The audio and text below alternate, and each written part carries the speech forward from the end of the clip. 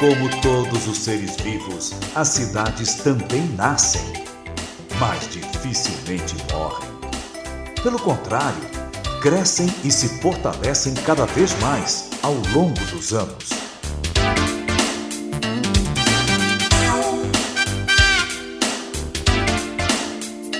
Araguaína tem apenas meio século de emancipação política, mas sua história extrapola esse limite.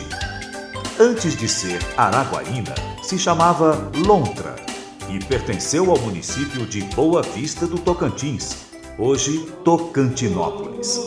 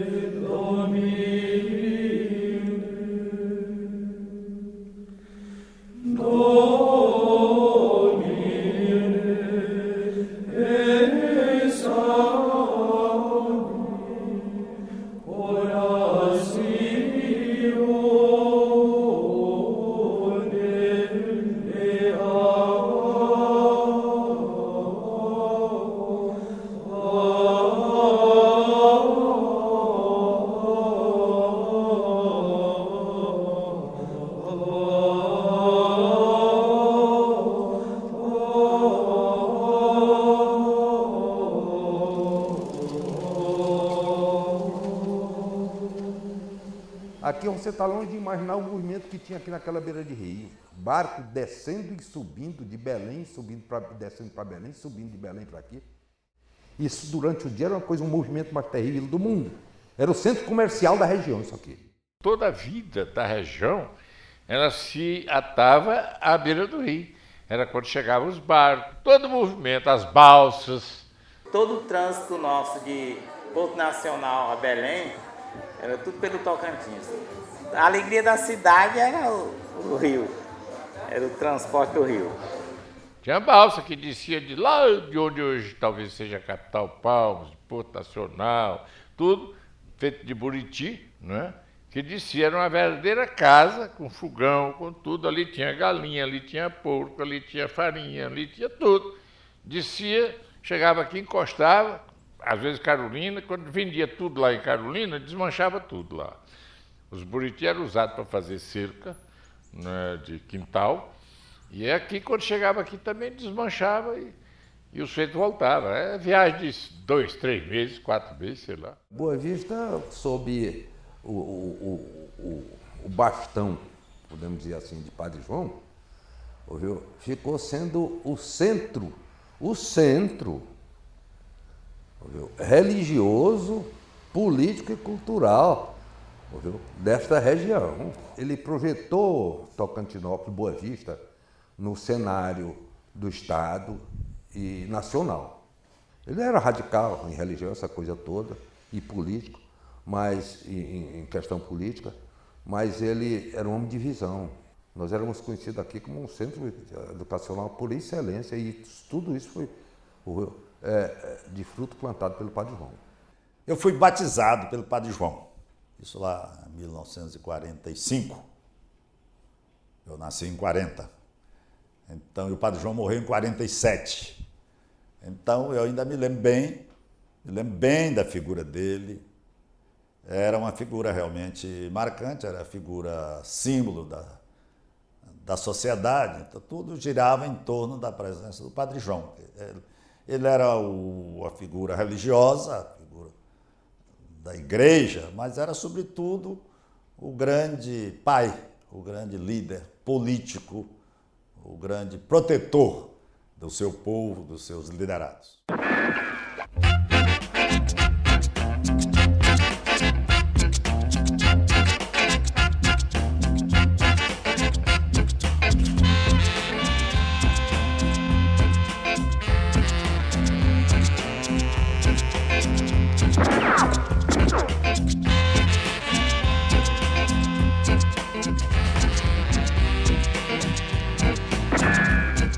Cheguei aqui no dia 20 de agosto de 47. E quando foi no dia 29 de setembro, ele faleceu, Padre João. numa dessas desobrigas, ele andava sempre de burro. Ele estava em campanha política para o PSD e andava montado. Naquele tempo era montado, né? Ele já tinha 70 e tantos anos, sei lá. Ele se preparava para a festa dos 50 anos de ordenação sacerdotal. Era uma festa muito importante na cidade. Ele tinha se recolhido para o sertão, se chamava isso, né? Para a zona rural. Na época se falava sertão, a cidade e o sertão. E o burro traiçoeiro se espantou e jogou ele no chão. E dizem que alguém falou um negócio para ele e ele disse assim, não adianta, nós vamos vencer. Quando ele fez assim, ele, não sei se inadvertidamente, ele tocou as esporas no animal que ele estava montado, né? E o animal deu aquele pulo e ele caiu. Caiu, aí bateu com a cabeça, acho, na ribanceira, numa raiz qualquer. Aí morreu logo. Trouxeram ele, mas chegou morto. Ele quebrou a espinha e não saiu dessa. De jeito nenhum, morreu. Ele tinha se recolhido para o sertão, talvez até para a chegada apoteótica da festa dos 50 anos. Uma festa bonita que estava sendo preparada. Uma grande festa. E foi a grande decepção. Adversário, tudo, todo mundo foi para a igreja, aquele negócio todo, os sinos não paravam de badalar. Em vez de ele chegar na sua mula, devidamente paramentada, chegou o cadáver do Padre João, em 47, em setembro de 47, 29 de setembro de 47.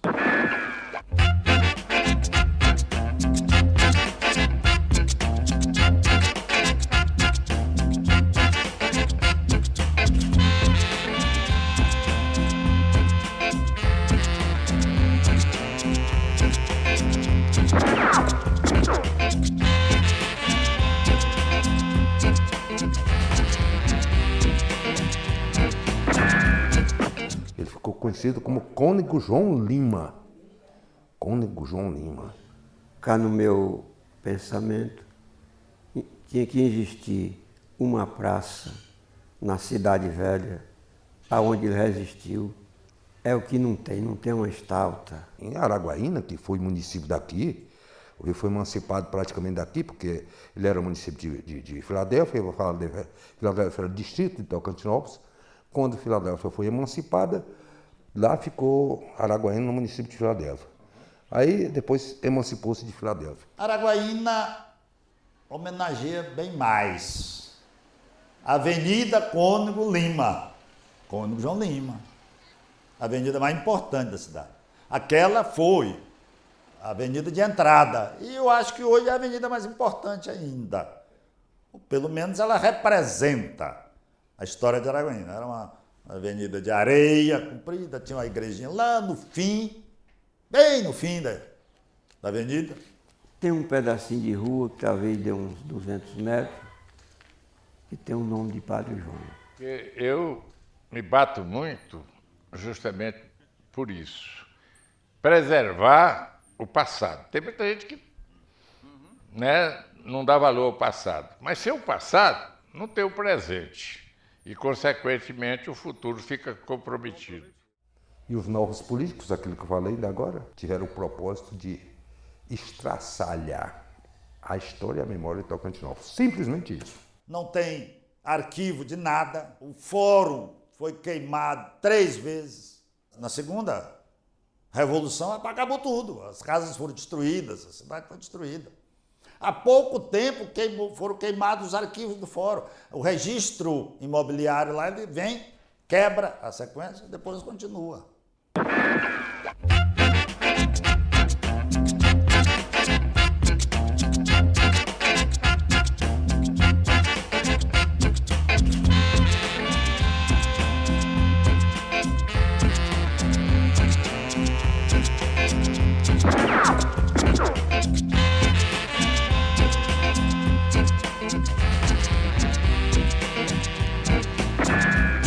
O único livro que eu acho que representa mais ou menos viu? Tem omissões, etc., pelo que eu ouvia do meu pai e tudo mais, mas a que mais tem fundo de verdade é aquele livro, Coronelismo no Norte do Estado de Goiás. Esse livro foi escrito por quem, meu Deus? Por um padre também, eu não me lembro o nome dele. Luiz Palacim. Tem a da professora Aldenora, mas ela só faz fofar o Padre João. Só o quê? Fofar, endeusar ele e tal. O da Aldenora Corrêa, que é muito faccioso, é muito tendencioso. Eu tenho tendência só para o Padre João. Quem não era amigo do Padre João não prestava. Boa Vista do Padre João.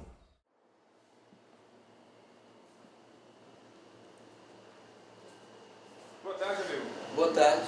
O que funciona aqui? Aqui funciona a Biblioteca Pública Municipal de Tocantinópolis. Olha, nós estamos à procura de algum livro sobre o Padre João. Você tem algum aqui? Olha, podemos verificar. O mais completo mesmo é o do Luiz Palacim, que era padre também. Luiz Palacim, agora ele vai profundo, que ele pesquisou em Minas, pesquisou no Rio de Janeiro com papel, documento nos acervos e em São Luís, sobre o Padre João. Coronelismo no Norte de Goiás. Então, Olha, esse livro não vamos ter aqui. Lá havia essa mania de queimar os arquivos, destruir a história.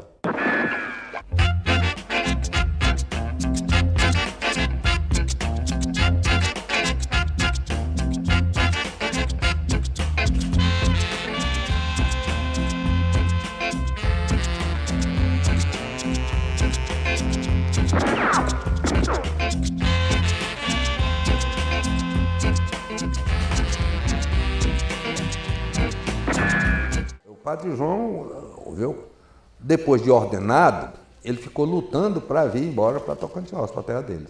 Até quando conseguiu. Quando conseguiu, ele começou a perseguir o alcance dos objetivos dele, que era fazer constituir uma liderança, se tornar, ouviu, na grande liderança política, ouviu, desta região. E foi o que ocorreu. Vigorava um tipo que se chamava coronelismo. Se dizia que as forças políticas estavam concentradas nos coronéis, no clero e na figura do juiz. Este seria o lado mais fraco, este representava a autoridade constituída. E aqui teve muitas trincheiras que ainda conheci ainda quando cheguei, de briga que já tinha passado. Não é troca de tiro. 44.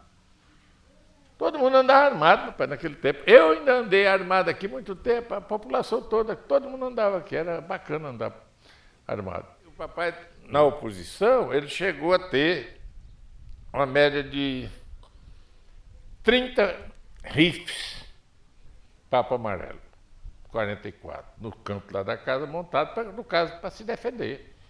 Se você imaginar o contexto social, o contexto econômico, as distâncias, as dificuldades de comunicação. Então, a presença do coronel, o coronel representava ali o equilíbrio na sociedade, controlando a sociedade, com a influência muito grande do clero. E vinha a figura do juiz, que era a presença do Estado aplicando a lei. E, evidentemente, que essas relações não eram sempre harmoniosas entre esses três grupos.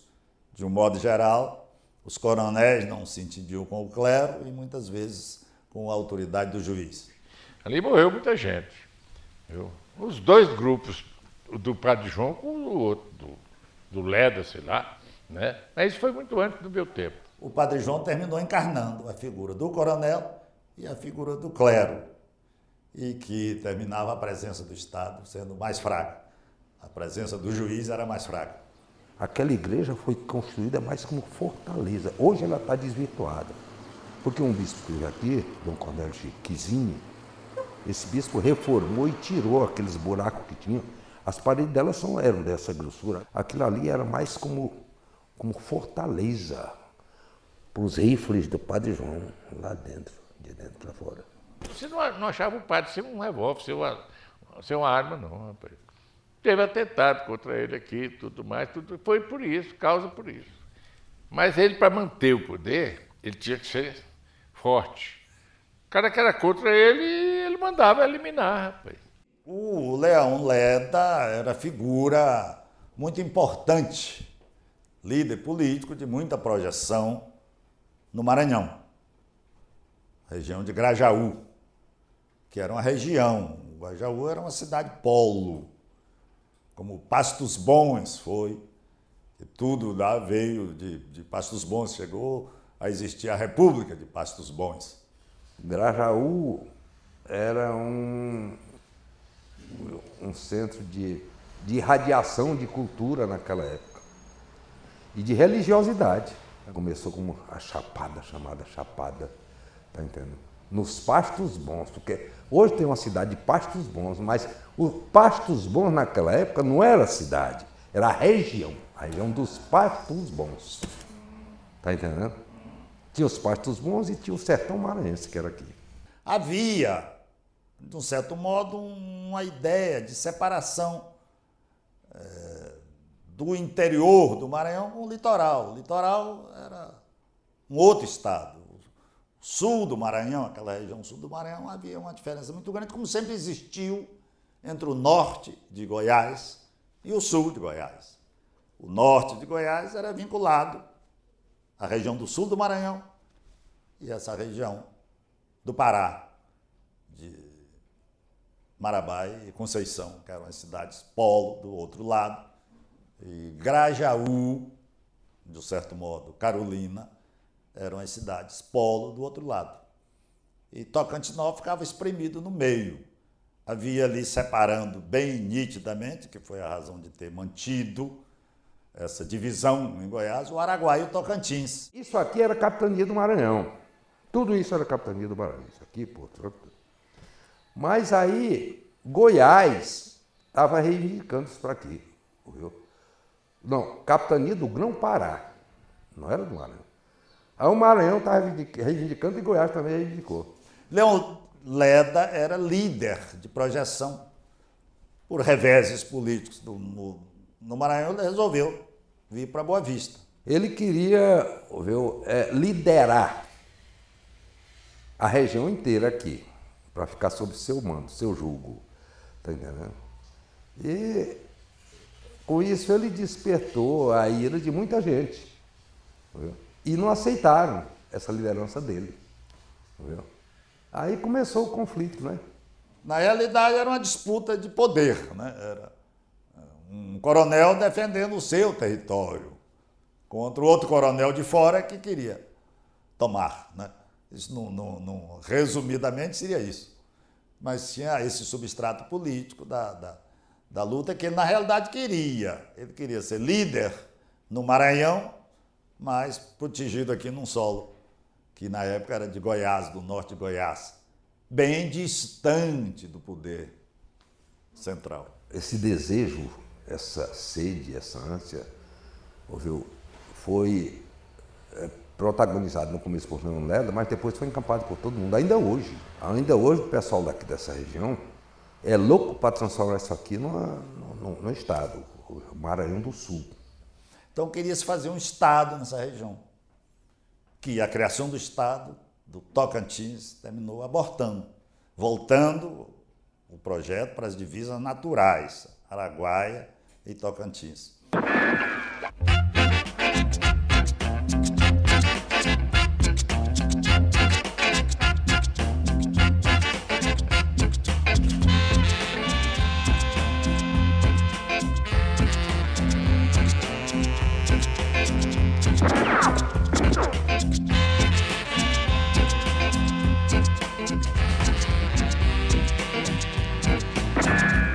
Os ânimos pareciam pacificados, os nervos repostos, e o poder político religioso parlamentar do padre estava consolidado, virando lenda e correndo o mundo. Ele era aqui, na região, nesse Bico do Papagaio, no norte extremo de Goiás, o Deus que foi o padre Cícero em Juazeiro. Até hoje, por exemplo, não se sabe de onde partiu a tentativa de assassinato do padre João. Sei que ele foi, né, atirado na hora que ele foi banhar, porque também tinha aquela história do corpo fechado. O cara criava aquela imagem e tinha medo. Tanto é que o cara, quando atirou nele, atirou com medo. Foi quando ele pisou na água, que ele disse que aí isola, né? Quando o cara pisa na água, quebra a garantia, né? O fechamento, né? Quando ele foi entrando na água, o cara atirou, mas atirou já com medo, o tiro passou só de raspão, né? E desse tiro ele não esperou outro, não. Ele correu no uzinho até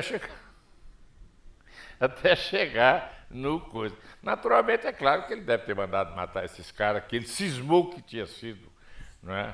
Que ele mandava matar mesmo, não tinha com essa não. Descobriram a identidade do tocaieiro. Era Osório, filho do finado Pedro Maquinista. Frustrou-se o atentado e o padre saiu só com aquele pequeno arranhão no ombro. Mas Osório foi perseguido e morto no sul do Maranhão, lá em Balsas. A tocaia Padre João foi o remate do conflito armado entre o controvertido padre e Leão Leda. Para os mais fanáticos de seus seguidores, o religioso chegava a operar milagres. E o insucesso do atentado teria sido mais um desses milagres. Boa Vista do Padre João. Ele se titulava como um proprietário. Ele era engraçado. Ele era pastor de almas porque ele impunha mesmo. Fanatizou o povo. Era o padre Cício da Boa Vista, da região. Era o padre Cício lá e ele aqui, operando milagres na visão deles. Viu? Do mais atrasadinho, essa coisa toda. Viu? Aí tomou conta do poder. Primeiro, como preposto dos Caiados. Aí os Caiados caíram na ditadura de Vargas. Viu? Getúlio Vargas nomeou como interventor Pedro Ludovico Teixeira. E, ardilosamente, o padre João passou a rasteira nos antigos aliados do Pedro Ludovico e tomou conta do poder. Os Caiados dominaram aquele período de 1909, 1912 até a Revolução de 30. Antônio de Ramos Caiado, Totó Caiado, ele foi o grande líder desse movimento. Brasil Ramos Caiado foi o presidente de Goiás nessa época. E, finalmente, com a Revolução de 30, veio o comando de Pedro Ludovico. Deputado Darcy Marinho, de quem eu era muito amigo, o pai do Ribamar, o deputado Marinho foi praticamente cria do padre João. Era padrinho dele, o padre João. E como o padre João era muito truculento, ele não aceitou aquilo. Virou comerciante, essa coisa toda, levando coisa de Batelão para o Marabá, depois voltou o comércio aqui e cresceu, aquela coisa toda, e se rebelou contra o padre João. Foi o único que se rebelou contra o padre João aqui. Aí meu pai foi chamado lá para o casarão do padre, para a organização do partido, não é? Que era o PSD, que era o partido do Pedro Ludovico. Aí o Souza Porto fez a exposição dele e tudo mais. É isso que eu estou contando, foi tudo transmitido pelo meu pai, para mim. Eu era um dos filhos ligados a ele a vida toda. Aí o padre confiava, gostava muito do papai, era afilhado dele também. Disse, olha, eu indico para presidente do PSD o meu afilhado Darcy Marinho. Aí o papai levantou e disse, não, eu não aceito, eu vou cuidar da minha vida, do meu comércio e tudo mais. Estou à disposição do meu padrinho, Padre João, mas não quero pertencer a partido. O troço deles era violento, de um com o outro. Aí esse tenente Peri chega um dia lá na casa do papai e diz, olha, Darcy, eu queria falar um negócio para você. Não é fuxico, não é coisa nenhuma, não. Mas eu tive uma visita lá com o padre, lá, reunimos lá todo mundo, e uns gaiatos lá, uns caras que acho que não gostam de ti, disseram para o padre que você não quis aceitar ser do PSD viu, dizendo que não ia embarcar na canoa do Pedro do Vico, porque você tem ideia, veja bem, entre aspas, revolucionárias, você quer entrar para a oposição, diz que vai fundar um partido aqui de oposição. Diz que o padre deu aquela rebanada assim, né, que a batida rodou. Aquele menino está bestando. 2 partidos aqui é sinal de revolução. E eu estou te contando porque você tem a família grande, eu sou seus amigos e tal, e o padre, tu sabe como é que é, né? Aí o papai diz, ô Peri, não quero te fazer menino de recado não, já que você trouxe essa notícia para mim, no dia que você for lá de novo, você diz para o padre que se 2 partidos for sinal de revolução, ele pode engraxar as espingardas dele, porque eu vou fundar um partido amanhã. Ele disse que não tinha ideia nenhuma de fundar partido, não.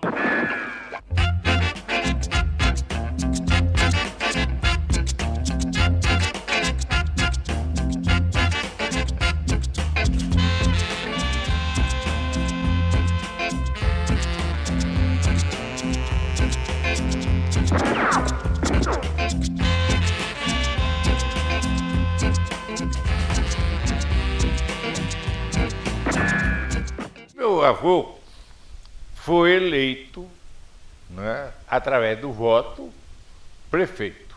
Assumiu a prefeitura, né, mas não se transformou no menino de recado do Padre João. Aí um dia ele foi lá para as Três Barras, não, para a Praia Grande, ele, Padre João, foi para lá para ficar fora do teatro.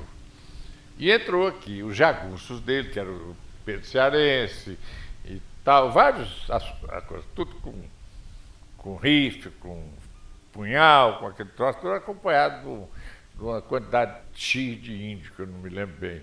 E invadiram a cidade, botaram todo mundo para correr. O prefeito, inclusive, que era meu avô, correu. Eu tinha 2 anos naquela época, 36, também fui, a família toda, nossa, foi embora. O papai estava para Belém, que era o Darcy Marinho. Tinha ido fazer compra para lá. Mas quando chegou aqui, a cidade estava abandonada, não é? Só calango que andava entrando nas casas e tudo mais. Cidade fantasma chamada. Nessa época, o Padre João já tinha voltado, né, e ficou por aí, né, mas tirando o corpo de fora. Aí houve as autoridades, juiz da época, tinha tudo, naquele tempo tinha juiz, tinha tudo. Telegrafaram, usaram o Teleco Morse para Goiás Velho, né? E o Pedro do Vico tomou providência. Mandou esse tenente vir, acho que de Goiás ou de Goiânia, que era o capitão, capitão não, nesse tempo era tenente, Valfredo Maia, que é pai do Wolf Maia, porque o nome daquele menino era Valfredo de Campos Maia Júnior. Ainda estudou 2 anos de medicina. Depois abandonou, entrou para o negócio de Globo, fez curso nos Estados Unidos, fez tudo. Mas aí pegou o nome artístico de Maia Júnior. Né? Wolf Maia. Ah, Wolf Maia, exatamente. Os poderes dirigentes eram tão distantes que não tinha jeito de comandar. Não é? Estou te falando que quando o Padre Cícero mandou, o Padre João mandou invadir Tocantinópolis aqui, veio o tenente Valfredo aqui, depois de quase mais de 6 meses, chegou de batelão a remo, tu já pensou? Os juízes, não é? Por mais, vamos dizer assim, decentes que tivesse aqui, não podiam fazer nada porque o padre não deixava. O tenente Valfredo chegou aqui, ele ficou quase 1 ano aqui, sendo prefeito, enquanto normalizava o quadro político. Aí então ele assumiu, ficou aí respondendo pela prefeitura, quase 1 ano. Aqui ele até casou, né? Daqui ele foi embora. E aí voltou o meu avô ser prefeito, que era o coronel paraibano, Manuel Gomes da Cunha. Ali se disputava a validade de uma eleição. E se você se lembrar que a Revolução de 30, no plano nacional, nasceu assim, não foi? Discutindo a validade da eleição do Júlio Prestes. Então, lá se discutia a eleição do paraibano, do Manuel Paraibano, que terminou sendo reconhecida.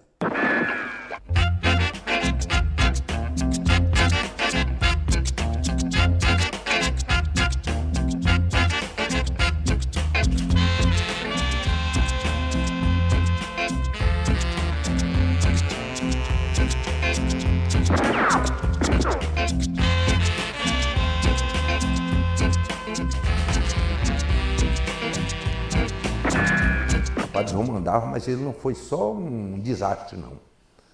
Ouviu? Aliás, sempre com esses líderes acontece isso, a parte ruim e a parte boa. Ele teve esse aspecto positivo, bom. Viu? Trouxe muita coisa para aqui. Ele foi um cara bom em determinado sentido. Mas ele era, se fala muito hoje em ditadura. Ele era ditador. O que ele dizia tinha que ser cumprido. O Padre João era um coronel de batina. É que ele era valente, muito violento. Ele não deixava nada para trás, ele era positivo. A tradição que a gente tem é que era valente. O Padre João, para mim, foi em parte herói e em parte bandido. Ele foi uma mistura de ambos, uma miscigenação de herói com bandido. A informação que a gente tem, que a gente colhe, a imagem que ficou, foi essa, que era um homem corajoso. Então, e é fácil de entender isso. Naquele tempo, se não fosse corajoso, não teria sobrevivido, ou pelo menos mantido, a liderança política. E ele conseguia juntar essa coragem pessoal com a força de um líder espiritual, de um sacerdote. Ele não tinha dó, não. Ele não tinha dó. Ele fazia guerrilha, fazia qualquer coisa que fosse possível. Ele chamava os cabras dele e reagia. Ele não tinha esse negócio de eu sou padre, não sei o quê, não vou fazer isso porque eu sou padre, não. Ele botava a carabina do lado e ia lá. Padre João, no meu pensar, ele foi uma boa pessoa para o povo. Isso aqui é um tabu. Ele fala, Padre João aqui é um Deus. Não é um Deus para mim, que conheço a história. Era boa pessoa, porque ele defendia o território dele, sabe? Ele dava tudo, a vida, se fosse possível, tudo pelo território dele. Mas eu não sei, a imagem dele, que eu sempre tive, no primeiro momento foi uma imagem até reverencial. Depois, analisando a história, eu vejo que ele foi um homem do seu tempo, que defendeu o seu povo, líder do seu povo, que agiu ou reagiu como um homem do seu tempo.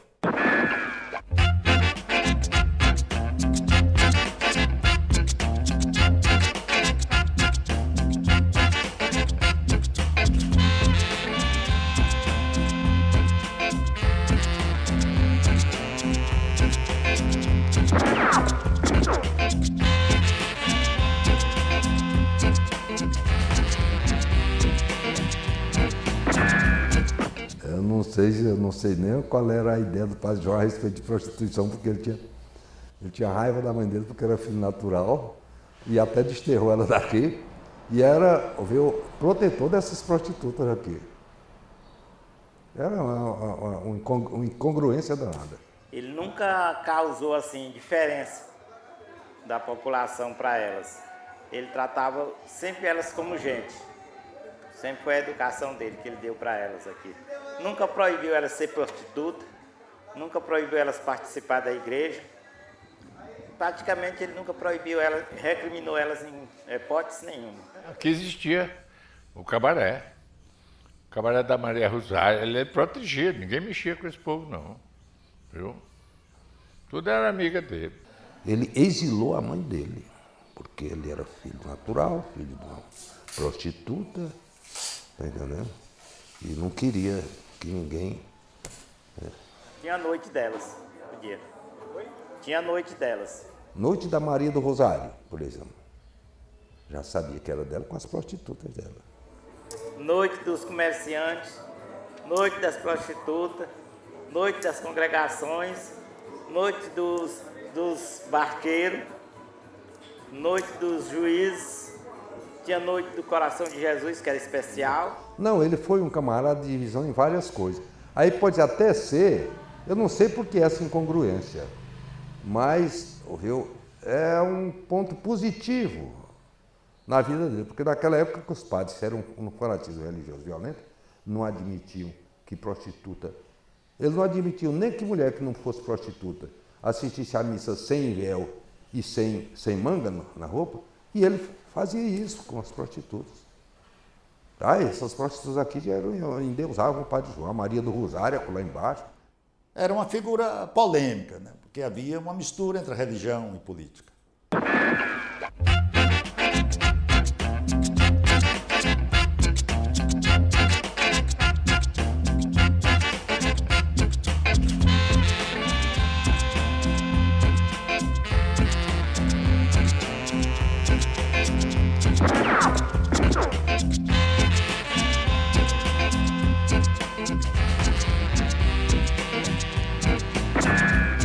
Belém Brasília foi um fator de ocupação, de desenvolvimento extraordinário.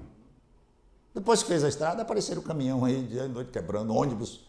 Apareceu ônibus aí, pioneiro, tinha ônibus aí que passava uma semana, mas chegava. E hoje passa rápido desse jeito aí, né? O Padre João virou padre justamente porque era ele tinha ambição de crescer, desde menino, ouviu?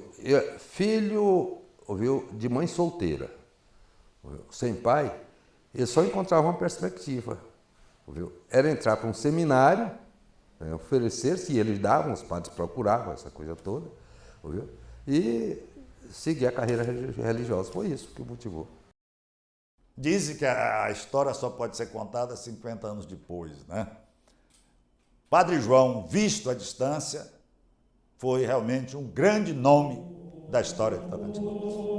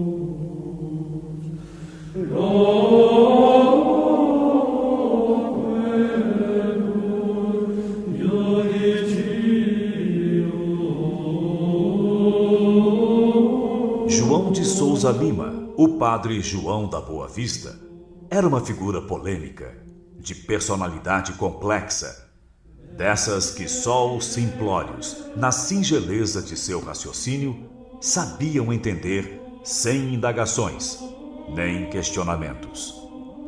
Nele existiam 3 entes distintos: o pastor de almas, guia espiritual da comunidade, o líder político, amado por uns e por outros odiado, e o comandante paramilitar, ao mesmo tempo desafiador e paternal, temido por quase todos.